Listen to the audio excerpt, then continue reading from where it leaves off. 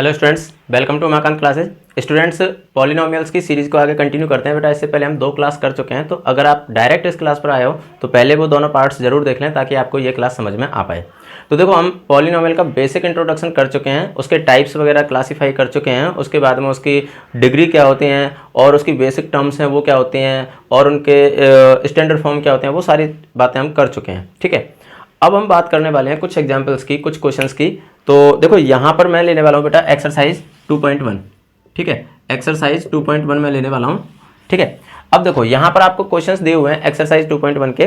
तो देखो यहाँ पर क्या बोला है, which of the following expressions are polynomial in one variable. देखो इसने क्या पूछा है, इसमें से कौन से एक्सप्रेशन ऐसे हैं जो पॉलिनोमियल तो है लेकिन साथ में इसने कंडीशन लगा दी, पॉलिनोमियल्स इन वन वेरिएबल। मतलब आपको ओनली वन वेरिएबल में ही चेक करना है, पॉलिनोमियल्स भी चेक करना है और वन वेरिएबल में भी चेक करना है। ठीक है, एंड विच आर नॉट, और कौन से नहीं है। State your reason for your answer, आपको साथ में रीजन भी बताना है कि क्यों है, अगर पॉलिनोमियल है तो क्यों है और नहीं है तो क्यों नहीं है। ठीक है, दोनों चीजें हैं, आपको कारण भी बताना है। तो देखो, जब आप इसके आंसर की बात करोगे बेटा, तो आपको पहले ये पता होना चाहिए कि पॉलिनोमियल क्या होते हैं। तो हम पहली क्लास में ही ये चीजें क्लियर कर चुके हैं कि पॉलिनोमियल क्या होते हैं। आपको मैंने एक चीज बताई हुई है कि पॉलिनोमियल में आपको क्या देखना है, वेरिएबल की जो पावर है ना वो क्या होनी चाहिए, होल नंबर होनी चाहिए। अगर वेरिएबल की पावर होल नंबर है तो फिर वो पॉलिनोमियल है, अदरवाइज पॉलिनोमियल नहीं है। ठीक है, उसके अलावा मैंने पहचानने के आपको तरीके भी बताए थे, शॉर्ट में आप कैसे पहचानोगे। तो मैंने बताया था वहां पर कि आपको नेगेटिव पावर नहीं होनी चाहिए वेरिएबल की, वेरिएबल अंडर रूट नहीं होना चाहिए, वेरिएबल की जो पावर है वो फ्रैक्शनल नहीं होनी चाहिए, डेसिमल नहीं होनी चाहिए,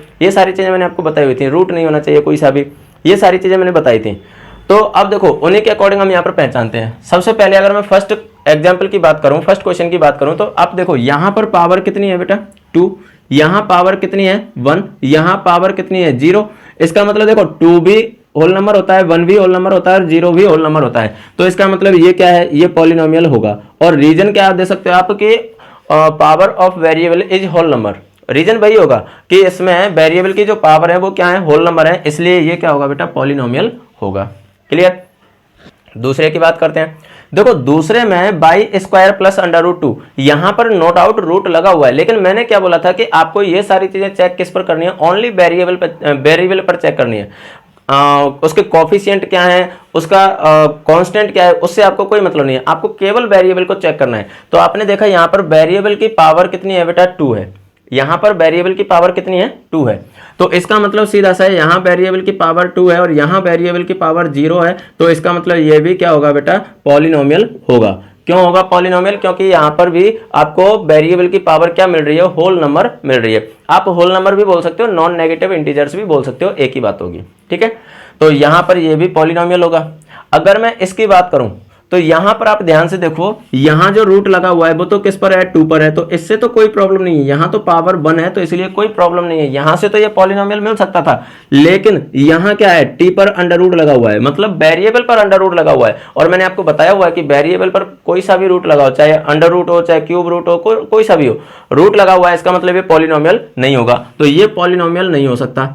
और क्यों नहीं हो सकता, आप रीजन दे सकते हो कि यहां पर वेरिएबल जो टी है उसकी पावर क्या नहीं है, नॉन नेगेटिव इंटीजर नहीं है या फिर होल नंबर नहीं है। क्लियर है।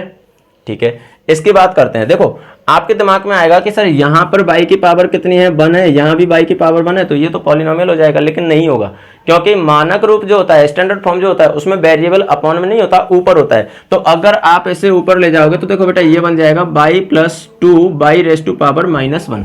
ये आपको पता है कि डिनोमिनेटर से न्यूमरेटर में जब आप ले जाओगे तो पावर का साइन चेंज हो जाता है। तो ये पावर 1 थी वो कैसी हो गई, माइनस में हो गई। और आपको पता है माइनस तो होल नंबर नहीं होता है, नॉन नेगेटिव इंटीजर नहीं होता है, तो इसलिए ये क्या नहीं होगा बेटा, पॉलिनोमियल नहीं होगा। मैंने डायरेक्ट पहचानने का तरीका भी आपको बता रखा है कि अगर डिनोमिनेटर में वेरिएबल मिल जाए तो वो पॉलिनोमियल नहीं होता है, तो इसलिए ये भी पॉलिनोमियल नहीं होगा। रीजन वही सेम रहेगा कि power of variable is not a whole number, ठीक है, या not a non negative integer, बात एक ही होगी। अब उसके बाद में देखो, इसकी बात करते हैं फिफ्थ की। देखो यहां पर x रेस टू पावर कितनी है, 10 है, y रेस टू पावर कितनी है, 3 है, t रेस टू पावर कितनी है, 50 है। नो डाउट ये पॉलिनोमियल तो है। क्यों, क्योंकि वेरिएबल की सारी पावर किसमें है, नॉन नेगेटिव इंटीजर है या फिर होल नंबर है। ठीक है, सारी की सारी पावर है, लेकिन इस क्वेश्चन में थोड़ी सी वो है, इसने क्या बोला है पॉलिनोमियल इन वन वेरिएबल, जबकि यहां पर आप देख पा रहे हो वेरिएबल 3 है, अलग अलग वेरिएबल है, तो इसलिए ये पॉलिनोमियल तो होगा लेकिन 3 वेरिएबल में पॉलिनोमियल नहीं होगा। तो इसका रीजन आप ये नहीं लिखोगे कि ये पॉलिनोमियल क्यों नहीं है, क्योंकि यहां पर पावर होल नंबर नहीं है, नहीं ये नहीं लिखोगे, यहां पर आप लिखोगे the given expressions is polynomial but not a polynomial in one variable because here the variables are 3। यहां पर जो वेरिएबल है वो कितने हैं बेटा 3 है, तो इसलिए वन वेरिएबल में पॉलिनोमियल ये नहीं होगा। क्लियर है? तो ये था आपका फर्स्ट क्वेश्चन जो आप अच्छे से समझ चुके होंगे उसके। सेकंड क्वेश्चन देखो, सेकंड में क्या बोला है, right the coefficient of x square in each of the following. Coefficient का मतलब मैं आपको बता चुका हूं बेटा, कोफिशिएंट का मतलब क्या होता है गुणांक, और गुणांक का मैं संधि विच्छेद करके भी बता चुका हूं, गुणा प्लस अंक, यानी जो अंक गुणा हो रहा है। अब इसने किसका कोफिशिएंट पूछा है, एक्स स्क्वायर का, तो इसका मतलब सीधा सा है कि एक्स स्क्वायर से जो टर्म मल्टीप्लाई हो रही है वही क्या होगा, उसका कोफिशिएंट हो जाएगा। क्लियर है? तो देखो यहां पर आप देख पा रहे हो एक्स स्क्वायर से कोई नंबर मल्टीप्लाई हो रहा है क्या, नहीं हो रहा। जहां पर कोई भी नंबर मल्टीप्लाई नहीं हो रहा था वहां पर हम क्या मानते हैं 1, क्योंकि 1 से किसी को भी मल्टीप्लाई करो वही नंबर आता है। तो इसलिए यहां पर जब आप आंसर लिखोगे तो यहां पर हो जाएगा coefficient of x square equals to कितना हो जाएगा बेटा यहाँ पर 1। ठीक है, यानी एक्स स्क्वायर का गुणांक कितना होगा 1। आप यहां पर बात करोगे तो यहां कितना होगा -1, यहां कितना होगा -1, क्योंकि देखो इसके आगे भी कुछ नहीं है, कुछ नहीं है तो आप क्या मानोगे 1 मानोगे, लेकिन यहां तो साइन प्लस का था इसलिए प्लस का 1 मान लिया, यहां साइन माइनस का था तो -1 मान लिया। यहां पर देखो एक्स स्क्वायर से मल्टीप्लाई क्या हो रहा है π/2, तो इसलिए यहां पर इसका कोफिशिएंट क्या हो जाएगा बेटा π/2। अब बात आ जाती है यहां पर, यहां तो हमें एक्स स्क्वायर ही नहीं दिख रहा, एक्स स्क्वायर नहीं दिख रहा तो क्या करें, नहीं दिख रहा तो क्या मैं ऐसे लिख सकता हूं 0x² plus √2x minus t, ऐसे लिख सकता हूं, क्योंकि 0 को एक्स स्क्वायर से मल्टीप्लाई करेंगे तो क्या आएगा 0, और 0 को इसमें ऐड करेंगे तो यही टर्म आएगी। तो कहने का मतलब है कि यहां पर एक्स स्क्वायर का जो कोफिशिएंट होगा वो क्या होगा बेटा 0 होगा। सीधे भाषा में बात करूं तो आप एक चीज समझ लेना कि जो चीज नहीं दे रखी है उसका कोफिशिएंट पूछ ले हमेशा क्या होगा 0 होगा, जो चीज नहीं दे रखी है उसका कोफिशिएंट। ठीक है, और अगर कोई टर्म दे रखी है लेकिन उसके आगे कोई नंबर नहीं है तो वहां पर उसका कोफिशिएंट क्या होगा 1 होगा। बस ये दो चीज ध्यान रखो, बाकी तो बहुत नॉर्मली निकल ही जाएगा, जैसे आपने यहाँ पर π/2 निकाला था। क्लियर है? ठीक है, अब हम थर्ड क्वेश्चन की बात करते हैं। Give one example of binomial of degree 35 and a monomial of degree 100। इसका तो कोई फिक्स आंसर तो हो नहीं सकता, इसने तो कोई एग्जांपल पूछा है तो आप अपने मन से कोई भी एग्जांपल दे सकते हो। देखो इसने क्या पूछा है, बाइनोमियल ऑफ डिग्री 35, इसका मतलब क्या है, बाइनोमियल का मतलब क्या होता है जिसमें 2 टर्म्स हो और डिग्री क्या होनी चाहिए 35। तो आपको कुछ नहीं करना है, आपको सीधा सा तरीका है, जैसे आपको एक तो लेना है डिग्री 35, ठीक है, और इसके साथ में कोई और ले लेना है, जैसे डिग्री कुछ भी ले सकते हो लेकिन लेस देन 35 होनी चाहिए, यानी 35 से कम होनी चाहिए। ज्यादा ले ली तो फिर डिग्री 35 नहीं रहेगी, फिर वो डिग्री बन जाएगी जो आप लिख रहे हो उसकी।